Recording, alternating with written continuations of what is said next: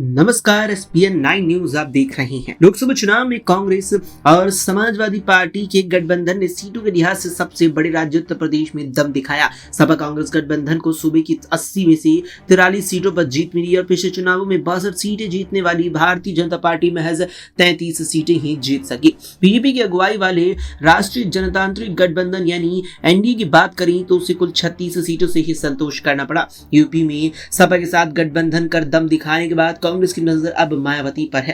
कांग्रेस के राज्यसभा सांसद प्रमोद तिवारी ने मायावती की अगुवाई वाली बहुजन समाज पार्टी को इंडिया ब्लॉक में शामिल होने का न्योता दिया है। प्रमोद तिवारी ने लोकसभा चुनाव का जिक्र करते हुए कहा कि अगर बसपा प्रमुख मायावती महागठबंधन के साथ रही होती तो यूपी का रिजल्ट कुछ और होता। उन्होंने दावा किया कि बसपा साथ होती तो इंडिया ब्लॉक 80 की 80 सीटें जीत लेता।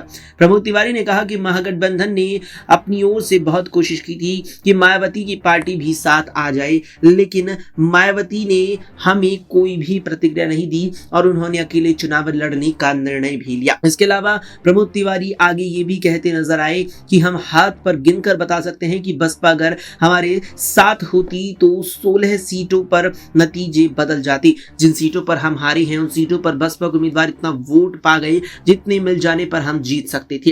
कांग्रेस के वरिष्ठ नेता ने आगे कहा कि मायावती को हमारी यही सलाह है कि अगर बीजेपी को हराना चाहती हैं तो महागठबंधन के साथ आ जाए। गौरतलब है कि लोकसभा चुनाव से पहले भी कांग्रेस के नेता लगातार ये कहते रहे कि हमारे दरवाजे बसपा के लिए अंतिम समय तक खुले रहेंगे, लेकिन मायावती ने एकला चलो का नारा दे रखा था।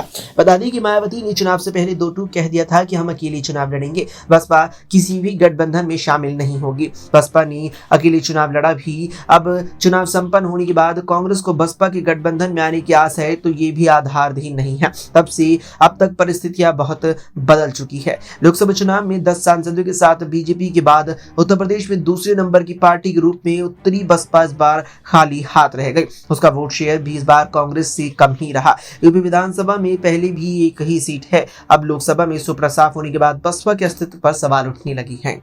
फिलहाल के लिए इतना ही। देश दुनिया की तमाम खबरों के लिए देखते रहें SPN 9 न्यूज।